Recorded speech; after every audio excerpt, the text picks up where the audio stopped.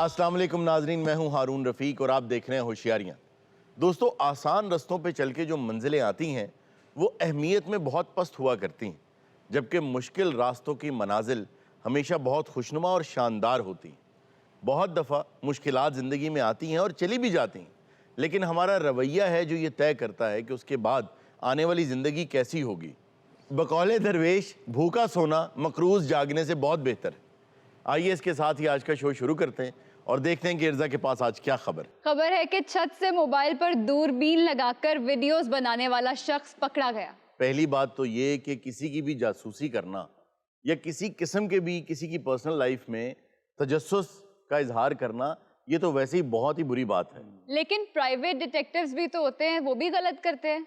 जो डिटेक्टिव्स हैं, जो एस्पियोनाज वाले लोग होते हैं, वो तो अपनी जॉब कर रहे होते हैं और वो बेचारे हमेशा अनसंग हीरोज होते हैं। अच्छा जी, इस कहानी में खास बात यह है कि इन साहब को जो दूसरों के घरों में झांकते थे कैमरे के जरिए, इन साहब को पकड़ा है एक विजिलेंटे ने, जो कि सेल्फ प्रोक्लेम्ड शहंशाह, अमिताभ साहब का जो कैरेक्टर था वो है। वो कहता है मैं मोहल्ले की हिफाजत करता हूँ। अंधेरी रातों में सुनसान राहों पर मुझे बहुत डर लगता है।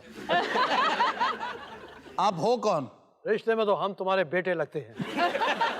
नाम है शहंशाह। अच्छा, फिर ये आपकी सच्चाई है, मुझे नहीं पता।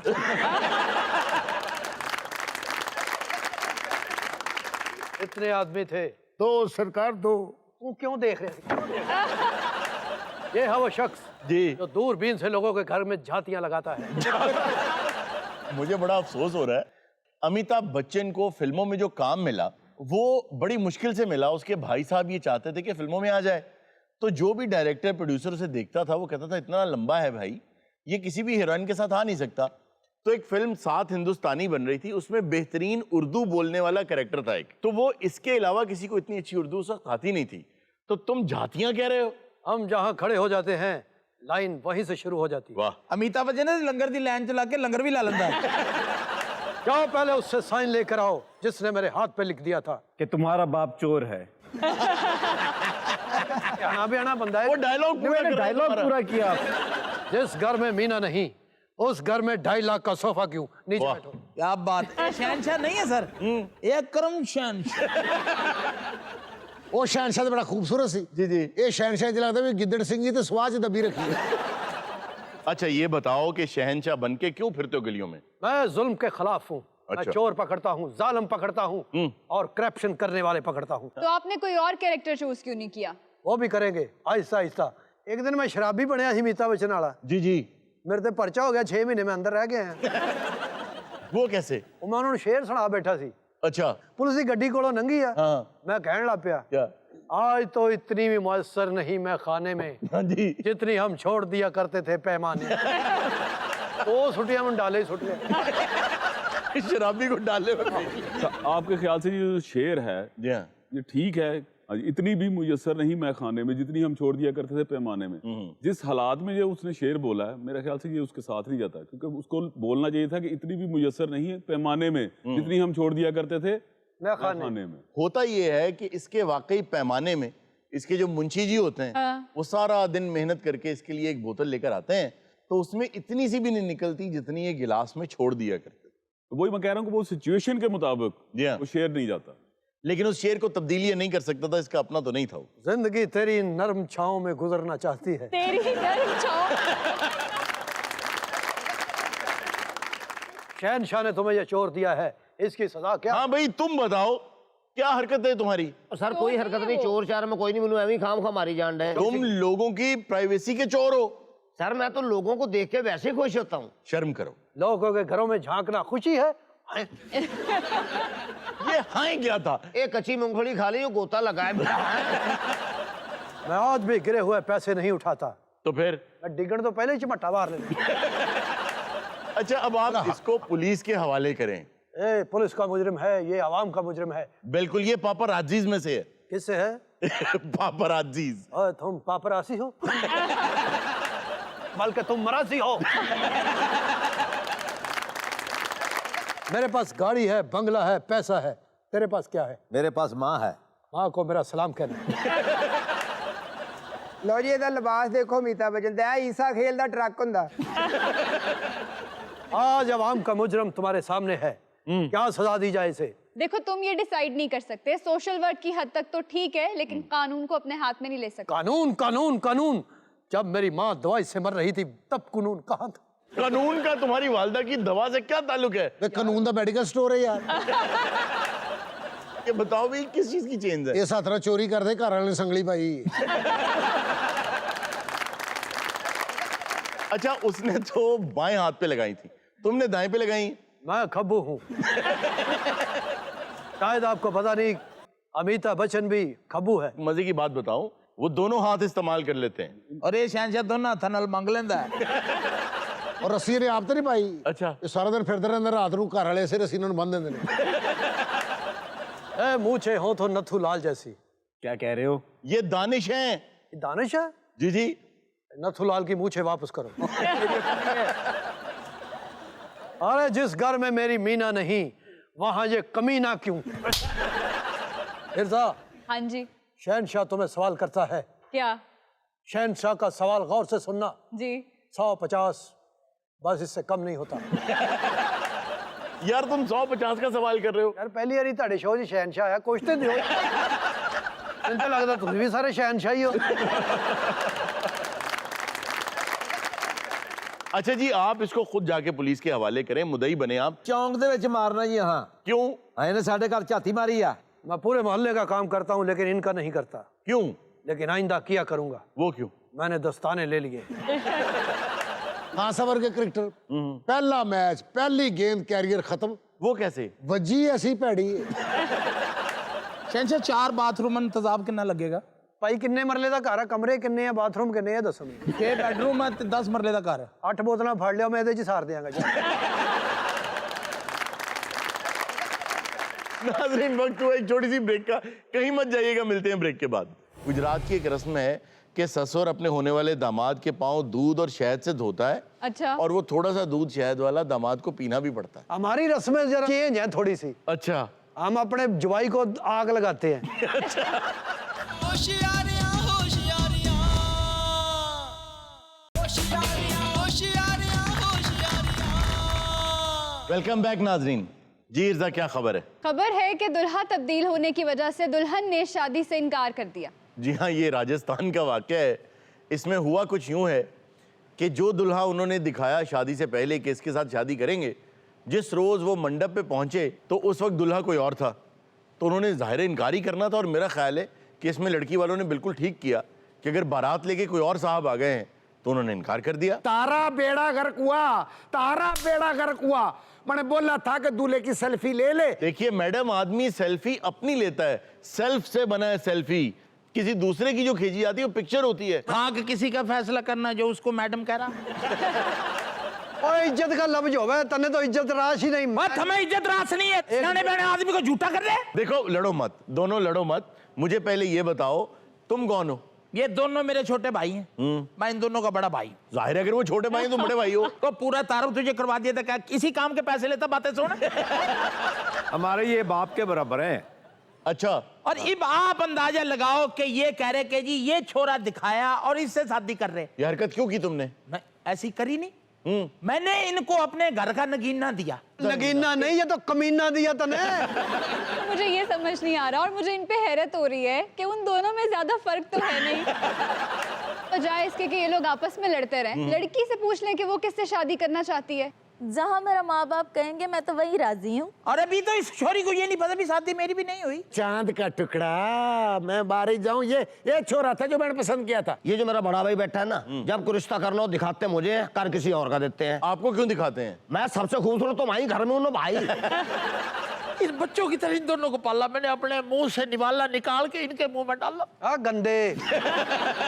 अरुण साहब, हमारे भाई ने हमें कैसे पाला है जानते हैं आप? कैसे पाला? हमें दूध पिलाया, कीमा खिलाया, सालाना टीके लगवाए, सैर करवाने जाता था, जब वापस आता था हमें नहलाता था। देखा, तय एक सियाना आदमी है। हम तुम्हारी ये बात मान लेते भी, इसको कीमा खिलाया होगा, दूध पिलाया होगा, चलो टीकों वाली बात भी मान लेते हैं। जी जी। ये नहाने वाली गलत है। ऐसा जुल्म ना कर। खुदा को जान देनी है, मैं तो पैप दिखा सकूं। जिस पाइप से नहलाते रहे। हाँ, तो ऐसे किसी ने जर्मन शेफर्ड नहीं पाला होगा। दूर बांध के मैं दूर से पैर मारूंगा। यार कैसे पालते रहे ये भागते हैं, नहाने से भागते हैं। हो? मुझे ये बताओ कि तुम लोग जहाँ से आए हो हाँ। वहां से हवा महल कितनी दूर है? हवा महल हमसे है कोई तकरीबन 6-7 हज़ार किलोमीटर है। 6-7 हजार किलोमीटर। हाँ, हम तुम राजस्थान- सिंगापुर से आए हो? हम राजस्थान के एक नुक्कड़ पे रहते हैं। कि उसका जो फसाड है जी उसपे इतनी खिड़कियां हैं जैसे बी हाइव होता है ना, छत्ता होता है जी। उस तरह से, एंड इट्स ब्यूटीफुल, बहुत शानदार, बहुत ही खूबसूरत। वो बड़े अच्छे आर्किटेक्टर ने बनाई है। उस दौर के जो आर्किटेक्ट थे वो तो ज्यादा मेहनती और ज्यादा समझदार लोग थे। आप देखिए कि जितनी पुरानी बिल्डिंग्स हैं वो आज भी खड़ी हैं। आप आज के बने हुए 20-25 साल पुराने घर को देख लें, आपको उसमें दरारें नजर आएंगी। आप देखेंगे वो इमारत कमजोर हो रही है, लेकिन हजारों साल पुरानी इमारतें आज भी खड़ी। अच्छा, इसकी एक बहुत बड़ी वजह ये भी है, तमाम इंजीनियर्स को ये बात बतानी चाहिए लोगों को कि जो सीमेंट है वो इमारत का कैंसर है। अच्छा जी, उससे इमारत कमजोर होती है। उसकी वजह यह है कि सीमेंट के अंदर कैपिलरीज होती हैं, जैसे इंसान के अंदर नसें होती हैं ना, इस तरह उसके अंदर नसें होती हैं। वो पानी को अपने अंदर जज्ब करता है और बारीक माइक्रो लेवल के ऊपर उसके अंदर नहरें बह रही हैं। आप देखते हैं ना, सेम निकल आती है उसमें से। जी जी। और वक्त के साथ साथ वो इमारत को कमजोर करता जाता है। और करना ये चाहिए कि ईंटों के ऊपर जो हम प्लास्टर करते हैं वो सीमेंट की बजाय लाइमस्टोन का करना चाहिए। उसके दो फायदे, एक तो ये कि इमारत उससे मजबूत रहती, और दूसरा ये कि अगर सीमेंट 100 रुपए का होता है तो लाइमस्टोन का प्लास्टर 2 रुपए का होता है। यानी कि कॉस्ट भी कम हो जाएगी। बहुत कम कॉस्ट। जो हमारे राजस्थान में है ना बिल्डिंग, जो प्लाजे बने हुए हैं बहुत बड़े बड़े अच्छे, जी, जी। जो नवाबों ने बनाए हैं, वाह वाह, बड़ी बड़ी अच्छी हवेलियां हैं। उसमें दाल का इस्तेमाल हुआ। कई बार होगा घर में कुछ पका ना, घर से रोटी लेके दीवार से लगा लगा के खा जाते, मजा आता है। इतनी मेहनत से दाल को तड़का लगा के लगाता है ना जो होता नहीं वो लाल क्या होता है हमारा, लाल खत की रस्म होती है। लाल खत की रस्म, तारीख तय करते हैं। जी हाँ, जी हाँ। जब हम लड़का देखने गए ना तो यही लड़का सामने खड़ा था। था। अच्छा। जब हम त्योहार पे गए यही खड़ा था। अच्छा, फिर हम नकासी पे गए यही लड़का खड़ा था। निकासी क्या है? एक रस्म होती है पानी खड़ा होता घर में, उसकी आप निकासी करें। एक रस्म होती है राजस्थान में, वो ये होती है कि भाभी जो होती हैं हाँ। वो आके होने वाले दूल्हे के कान के पीछे काला निशान लगाती हैं ताकि उसको नजर न लगे। अच्छा। गुजरात की एक रस्म है कि ससुर अपने होने वाले दामाद के पांव दूध और शहद से धोता है, अच्छा। और वो थोड़ा सा दूध शहद वाला दामाद को पीना भी पड़ता है। हमारी रस्में जरा चेंज है थोड़ी सी। अच्छा। हम अपने जवाई को आग लगाते हैं। और मैंने देखा ये रस्म तो पहले को कर गया। थारा ये मकसद है कि छोरा ये लेना, हाँ, हमारी जो रस्म है वो पूरी कर दो। वो क्या है? हमारे में ये छोरा मैं इसको दूं, हमारे में रस्म है जी। कि छोरे के ससुर का कीमा करना। इन्होंने लुक और तिजाब के साथ इसके पैर धोए। Oh my a god. भाई भाई दूध था, इसके पाँव लग के वो लुक बन गई। और उसकी लुक ही अजीब हो गई। एक और बड़ी अजीब रस्म है, वो क्या? तालाब में 2 मछलियां छोड़ते हैं, एक दुल्हन और एक दुल्हा। अच्छा। अगर वो इकट्ठी जाएं तो इसका मतलब है ये जिंदगी में इकट्ठे बहुत खुश रहेंगे, और अगर एक आगे निकल जाए तो इसका मतलब ये होता है कि इकट्ठे खुश नहीं रहेंगे। मेरी शादी इसी वजह से नहीं हुई। ओहो, क्या हुआ? ये रस्म स्टार्ट हुई, अच्छा, वो छोरी को भी एक मच्छी दे दी, मुझे भी दे दी। ठीक है। उसने नू करके पानी में छोड़ी, उसकी मच्छी आगे निकल गई, मैंने छोड़ी वो वहीं की वहीं रह गई। क्यों? मुझे फ्राई मछली दे दी उन्होंने। मैंने कहा ये शादी तो नहीं हुई, फिर मैंने 2 नान मंगाए, मैंने बैठ के खाए। अगर मेरी शादी ना हुई ना, मैं बम्बे चला जाऊंगा, फिल्मों में काम करूंगा। मैं मुझे थोड़ी सी इजाजत दो अरुण साहब, मैं थोड़ी सी एक्टिंग करके दिखाऊं आपको। जी जी करें। इर्जा, तू मुझे ना मिली तो मैं मर जाऊंगा। अच्छा मैं तो ये बता दूं, अगर तो उसको मिल भी गया ना, मर उसने तब भी जाना। तभी मरना है। अरुण भाई, हम गाने बजाने वाले लोग हैं, ये छोरा बहुत सुरीला है। अब भाई ये तीनों मेरे को गाना सुनाएंगे, इनमें से जो अच्छा गाएगा मैं उसके साथ शादी के लिए तैयार सोच ले, हूं। ये तेरी बेटी का बैतला, अगर ये तेरी बेटी का बैतला, तीनों में से जो सुना बे, सुना बाबू, सुना गाना। 4 दिन का प्यार ओ रब्बा, बड़ी लंबी जुदाई। क्या फजूल तरीके से गाना गा रहे हो? अब ये छोरे ने गाना सुनाया, यही गाना इनमें से कोई सुनाते, मैं मान जू। ये बाबू सुना देते हैं। जी जी। हाय ओ रब्बा नहीं हो लगदा दिल मेरा, वाह। सज्जणा बाजो होया हनेरा आयो रबा नहीं हो लगदा आहा, दिल मेरा। मैं बूढ़ा हो गया, सांस फूल जाता है। जी हाँ जी हाँ। आयो रब्बानिया लगदा दिल मेरा, चल तेरा दांत तो लगा हुआ है ना। नहीं ओ लगदा दिल मेरा। तीनों भाई कवारे, ये जेन में रखना। किते नैन न जोड़ी, किते नैन न जोड़ी, मेरा मान न तोड़ी, तेनू वास्ता खुदा दा वागा वतना नू। नो भाई नहीं, ये नहीं, ये रह गया भाई, रह गया। किते नैन न जोड़ी, किते नैन न जोड़ी, मेरा मान न तोड़ी, मनी वास्ता खुदा दा वागा वतना नू मोड़ी। वाह वाह वाह वाह वाह वाह वाह भी बहुत खूब। जोड़ी किते नैन न जोड़ी, इनू मेरे नाल तोरी। नाज़रीन, वक्त हुआ एक छोटी सी ब्रेक का, कहीं मत जाइएगा, मिलते हैं ब्रेक के बाद। मैं आपको एक मिसाल से ये चीज वाजे करता हूं कि 5 बंदर और एक रिच। यार और रिसर्चर है, खुदा दा नाम मनी दा। वो तुम्हें कह रहा है भाई। पूरी, हाँ जी, आपको कह रहा है वो। आपको कैसे पता मुझे कह रहा है? होशियारियां होशियारियां,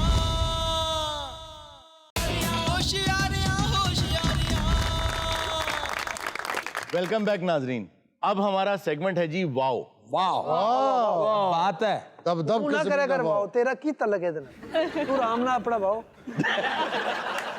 अच्छा जी, आज जो हमारा टॉपिक है जी, वो इस हवाले से है कि अगर जिंदगी में कुछ पाना चाहते हैं, मुमताज होना चाहते हैं, तो हमेशा मुश्किल रास्ता इख्तियार करें, क्योंकि आसान रास्ता सब लोग इख्तियार कर रहे हैं और सब उसी रास्ते पे जा रहे हैं। यकीन करें आपकी मंजिल भी वही होगी। आज किसी भी नौजवान को उठा लें, उसे पूछें, कोई तालीम हासिल कर रहा है, कोई काम सीख रहा है, हुनर सीख रहा है, उसे पूछें क्या करना चाहते हो, वो कहेगा तालीम मुकम्मल होगी, डिग्री हासिल कर लूँगा तो कोई नौकरी ढूंढ लूँगा। फिर क्या करोगे? पैसे कमाऊँगा और जोड़ूंगा। फिर क्या करोगे? शादी कर लूँगा, फिर औलाद होगी, फिर उसको पालूंगा, वो जवान होंगे, उनकी शादियाँ कर दूंगा, फिर आराम करूँगा। सबका एक ही प्लान है। लेकिन सब्जेक्ट्स तो सबके डिफरेंट है। सब्जेक्ट अगर सबके डिफरेंट हैं तो उनका मकसद फिर भी वही है। मैं आपको एक मिसाल से ये चीज वाजे करता हूं कि 5 बंदर और एक रिच। यार और रिसर्चर है, खुदा दा नाम मनी दा। वो तुम्हें कह रहा है भाई। पूरी, हाँ जी, आपको कह रहा है वो। आपको कैसे पता मुझे कह रहा है? 5 बंदर एक पिंजरे में बंद कर दिए गए और पिंजरे के ऊपर कुछ केले लटका दिए गए और उन केलों तक पहुंचने के लिए एक सीढ़ी लगाई गई और बंदरों ने उस सीढ़ी पे चढ़ के केले हासिल करने के लिए एक दूसरे से लड़ना शुरू कर दिया। एक बंदर जिसका हाथ केले के पास पहुंचा तो ऊपर से ठंडे पानी की साइंसदानों ने बारिश कर। अब जब ठंडे पानी की बारिश हुई तो वो भाग के नीचे आ गए। बांदर में निमोनिया हो गया। उन बंदरों में से जब भी कोई सीढ़ी पे चढ़ के केले के पास पहुंचता, वो ठंडा पानी की बारिश हो जाती। बेशक। हुआ ये कि अब अगर कोई बंदर सीढ़ी के पास भी जाता तो उसे मारते बाकी बंदर के ऊपर मत जाना, ठंडा पानी गिरेगा। उन्होंने ये किया कि एक बंदर उनमें से बदल दिया और नया बंदर ले आए। उसने जब केले देखे, सीढ़ी पे चढ़ने लगा तो बाकियों ने उसे मारा। जब उसको मारा 2-4 दफा उसने कोशिश की, उसे लगा कि जो सीढ़ी पे चढ़ता है उसे मार पड़ती, हालांकि पानी नहीं गिरा उस। फिर उन्होंने एक एक करके सारे बंदर बदल दिए। अब हुआ क्या, वो 5 बंदर नए थे, किसी एक पर भी ठंडा पानी कभी नहीं गिरा था, लेकिन केले वहीं लटके थे। जब भी कोई उसके पास जाने लगता तो उसे मार पड़ती, क्योंकि यार सब मारते आए हैं, हमें ये पता है कि सीढ़ी के पास कोई जाएगा तो उसको मारना है। इस बात का मतलब ये था कि बाकी लोग अपने तजर्बात की बुनियाद पर आपको रोकने की कोशिश करते हैं। अच्छा, कोई नया रास्ता कोई इख्तियार रोकने वाला कोई ना हो। हाँ, एक बात जरूर है कि अगर आप नया रास्ता नहीं इख्तियार करेंगे, आसान रास्ता ले लेंगे, तो ये जरूर है कि पैसे वैसे तो आप चलें कमा लेंगे, अपने बच्चों को भी पाल लेंगे, अर्निंग्स हो जाएंगी, लेकिन अर्निंग में और अचीवमेंट में बहुत फर्क है। बेशक। जिंदगी में अचीवमेंट कोई नहीं होगी। जेफ बेजोस की कोई अचीवमेंट नहीं है, उसकी अर्निंग बहुत ज्यादा है। बिल गेट्स की अचीवमेंट है, लेकिन क्या उसकी अचीवमेंट ने उसको अर्निंग से रोका? नहीं रोका। लेकिन ये भी तो तयन नहीं किया जा सकता ना कि उस अचीवमेंट में कितना वक्त लग जाएगा। वक्त सबके पास बराबर है। बहुत से ऐसे लोग हैं जिनको हालात आपके वाले मिले, आपके ही जितनी बल्कि आपसे कम उम्र मिली उन्हें, लेकिन अपनी उस कम उम्री में ही वो इतना कुछ अचीव कर गए जो आप ख्वाबों में भी नहीं सोच सकते। अचीवमेंट हमेशा मुश्किल ही रास्तों से आती है। अचीवमेंट और अर्निंग में फर्क करें। फर्क क्या है दोनों में?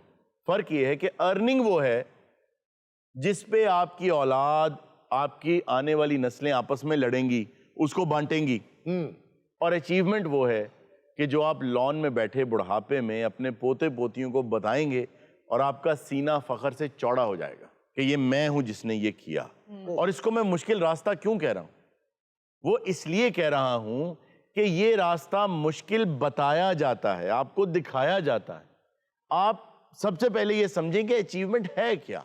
देखिए, अचीवमेंट मैं ये समझता हूं कि एक सफर है जी, खुशनुमा सफर है, कोई मंजिल नहीं है, आखिरी दम तक नहीं आती, लेकिन आपकी जिंदगी का सफर इतना शानदार होता है कि जब आपको आखिरी सांस आती है तो उस वक्त आप ये कह रहे होते हैं कि वाह, मजा आ गया। ये है अचीवमेंट। लाइफ में आपने कोई ऐसी अचीवमेंट की हो कि जिससे फायदा आने वाली नस्लें लें, मैं इसको अचीवमेंट समझता हूं। बिल्कुल, जिससे इंसानियत को फायदा हो। जैसे जिसने बिजली बनाई, अचीवमेंट है बहुत बड़ी। बहुत बड़ी जहाज अचीवमेंट बनाए है। जिसने, दवाइयां बनाई, जहाज बनाया, इंसानियत की कितनी खिदमत की। अच्छा हारून, आसान रास्ता लेना या अचीवमेंट ना करना या 9 to 5 में लगे रहना, एक्चुअली ये मिसाल बिल्कुल ऐसे है जैसे कोलू में जुता हुआ बैल। एक नशा है इसमें कि आपको ऐसी लत पड़ जाती है जब आपके अकाउंट में पैसे क्रेडिट होते हैं कि आपको वो ये लत कुछ करने नहीं देती। लेकिन मैं इसके साथ भी इख्तलाफ करूंगा जो दानिश साहब ने बात की ना कि 9 to 5 वाले जो हैं वो कोलू के बैल की तरह, लेकिन मैं ये समझता हूं कि उनकी डेस्टिनी, उनकी तकदीर में ये लिखा है, तो वो बेचारे क्या कर सकते हैं। इसलिए ये जो 9 to 5 वाली बात इन्होंने की, यहां तक तो ये बात ठीक है कि अगर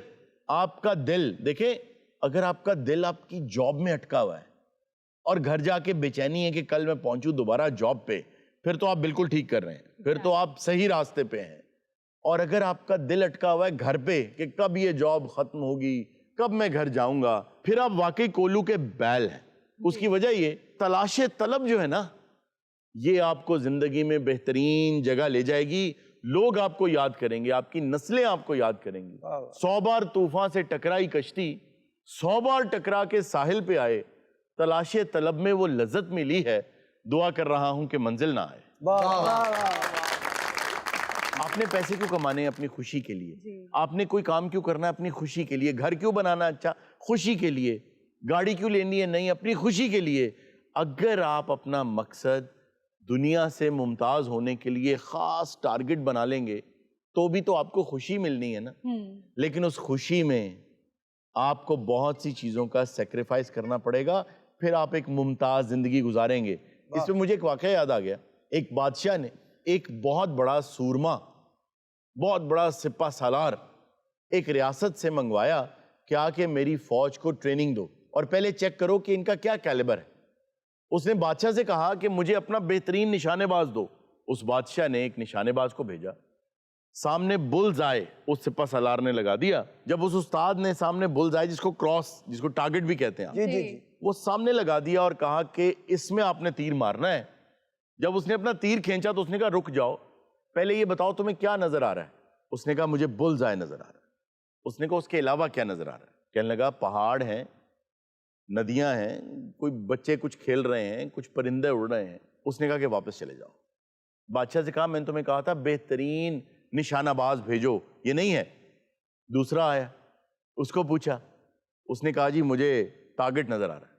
उसने कहा इसके अलावा बताओ।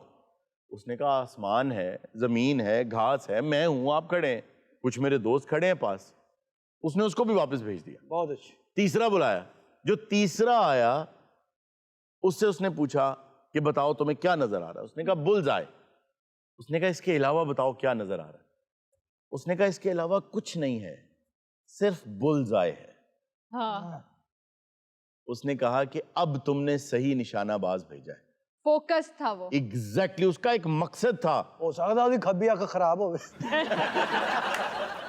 ये सिर्फ मुझे बुल्स नजर आ रहे हैं, बुल्स। नहीं हो बोल सकता उन्हें सुन लिया वे भी पहले ने की किया। जी, इसलिए जरूरी ये है कि जिंदगी का जो मकसद है जब आप वो अचीव करने लगेंगे वो आपको नजर आना चाहिए बस। तो आपको कुर्बानी देनी होगी, या- फिर आपको बहुत कुछ कुर्बान करना होगा, फिर नदियां, पहाड़, खूबसूरती, बच्चे, सब कुछ आपको कुछ छोड़ना पड़ेगा कुछ हासिल करने के लिए। वाह जी वाह, ਤੁਹਾਡੀ ਗੱਲ ਤਾਂ ਬਹੁਤ ਮਜ਼ਾ ਆਉਂਦਾ। ਹੁਣ ਤੁਸੀਂ ਸਾਨੂੰ ਆਸਤਾ ਆਸਤਾ ਨਾ ਸਾਡੀ ਨਾਨੀ ਟਾਈਪ ਲੱਗਣ ਲੱਗ ਪਏ। अरुण, एक बात मैं भी ऐड करना चाहूँगा। आजकल के दौर में तालीम को इस चीज़ के साथ एसोसिएट कर दिया गया है कि आप इसके बाद कमाएंगे क्या। तो इससे मुझे एक वाकया याद आ जाता है कि जॉन लेनन से एक दफ़ा उसके टीचर ने पूछा कि आप ज़िंदगी में बड़े होके क्या पाना चाहेंगे। तो जॉन लेनन ने जवाब दिया खुशी। टीचर ने उससे कहा कि आप मेरा सवाल सही तरीके से समझे नहीं। तो जॉन लेनन ने जवाब दिया कि फिर आप जिंदगी को सही तरीके से समझे नहीं। वाह, बहुत वेरी नाइस। ਜਿਹੜੇ ਬਾਕਸਰ ਨੂੰ ਬਹੁਤ ਮਾਰ ਪਈ ਹੋਵੇ ਨਾ ਉਹਦੇ ਕੱਪੜੇ ਇਹੋ ਜਿਹੇ ਬੰਦੇ ਕੋ ਹੁੰਦੇ ਨੇ। और हारून साहब, सिर्फ एजुकेशनल इंस्टीट्यूट्स में जाके तालीम हासिल करना ही इम्पोर्टेंट नहीं है, बल्कि स्किल्स भी सीखनी चाहिए। उनको लोग भूल जाते हैं। तालीम किसी भी इंस्टीट्यूशन की आपको इस काबिल बनाती है कि आप सीख सकें। हमारा अलमिया ये है कि डिग्री लेने के बाद हम समझते हैं कि हमने सीख लिया, हालांकि कॉलेज यूनिवर्सिटी का सिर्फ यहाँ तक काम है कि आपको एनेबल कर दे, आपको एनरिच कर दे, इस काबिल कर दे कि अब आप कुछ सीख लें। जी। हम पीछे क्यों रह जाते हैं कि हम ये समझते हैं अब हमने सीख लिया है, अब हमने सिर्फ उसको इम्प्लीमेंट करना है। ऐसा कतई तौर पे नहीं है। हारून, यहाँ पे एक और चीज़ मैं ऐड करना चाहूँगा। आज ऐड बहुत कर रहे हैं, इन्हें तो शान ने ऐड नहीं किए जिन्हें ये कर रहे हैं। तू परजाई ने लड़ाई तो नहीं को कर ऐड करना क्योंकि जाके आज मेरी फील्ड के करीब करीब की बातें हो रही हैं, तो मैं इसलिए जाके को ग्रोसरी ऐड करो, को बच्चों का दूध चौध ऐड करो। अच्छा, इंपॉर्टेंट चीज ऐड करना चाहूंगा, आप सब सुन लें। मेरा अपना मानना ये है एज अ मुअल्लिम या एज अ टीचर जो भी है, कि जो एजुकेशन आपको मॉडेस्ट नहीं कर रही, इसका मतलब है कि आपने एजुकेशन हासिल ही नहीं की। हर एजुकेटेड आदमी जिस तरह तालीम हासिल करता है उसको मॉडेस्ट होते जाना चाहिए। जी, तालीम आपको तालिबे इल्म बनाती है। जी। यहाँ पहले दिन से ही आलिम बन के निकलते हैं। अल्लामा इकबाल ने भी यही कहा। देखिए, बड़ा आसान है बाजार जाके सेलफोन खरीद लेना, इसको बनाना, इसको इजाद करना खुद, ये मुश्किल काम है। अचीवमेंट के साथ अर्निंग जरूर आ जाती है, लेकिन अर्निंग के साथ अचीवमेंट नहीं आता। अल्लामा इकबाल ने भी जब ये कहा ना नौजवानों को, वो क्या पैगाम था। देखिए, आप ये समझें कि क्या ऐसा पैगाम था कि जर्मनी में एक यूनिवर्सिटी ने लाहौर में गड़ी शाहू के पास बैठे हुए एक शख्स को बुलाया हुक्का गुड़गुड़ाते हुए और कहा, आइए आप हमारे डॉक्टर हैं। वाह वाह। कोई बात थी। उन्होंने भी ये कहा कि तेरे सोफे हैं अफरंगी, तेरे काली हैं ईरानी, लहू मुझको रुलाती है जवानों की तानासानी। वाह वाह। वो कहते हैं, अमारत क्या कि पैसा क्या चीज है, अमारत क्या शकोहे खुसरवी भी हो तो क्या हासिल, तुम शहंशाह भी बन जाओ तो क्या फायदा, ना जोरे हैदरी तुझ में ना इस्तिगनाए सलमानी। वाह वाह। ना तुम इन फैशनों से, इन चीजों से, ना तुम बेजार हो, ना तुम लापरवाह हो, ना तुम में इतनी हिम्मत है कि अपना रास्ता खुद बना सको। जो आदमी अपना रास्ता खुद बनाता है, अल्लाह ताला उसका साथ देता है। यस। उसकी वजह यह है कि वो क्यों अपना रास्ता नया बनाता है, जरा गौर कीजिएगा। अल्लाह ताला क्यों साथ देता है नया रास्ता इख्तियार करने वालों का? इसलिए कि जो भी नया रास्ता इख्तियार करता है ना, वो अल्लाह पर ईमान के साथ करता है। कहते हैं ना, हिम्मत मर्दा मदद खुदा। मदद खुदा। वो अल्लामा कहते हैं, ना हो नौमीद नौमीदी जवाले इल्मो इरफा है, कि अगर आप नॉर्मल रास्ता इख्तियार कर रहे हैं ना, तो जो कुछ आपने सीखा, जो कुछ इल्म हासिल किया, वो तो जवाल हो गया, खत्म हो गया, वो उसका फायदा नहीं हुआ। नया रास्ता तो इख्तियार नहीं किया। ये रास्ते पे तो पहले भी बहुत से लोग चल रहे थे। You are just a new guy in the block. अच्छा जी, हमारे साथ आज निमरा मेहरा मौजूद हैं, बहुत अच्छा सा एक गाना लेकर आई हैं। आइए इनसे गाना सुन।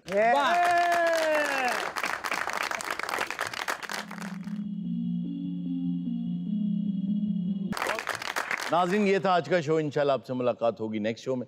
अपना बहुत सा ख्याल रखिएगा। अल्लाह हाफिज। होशियारियां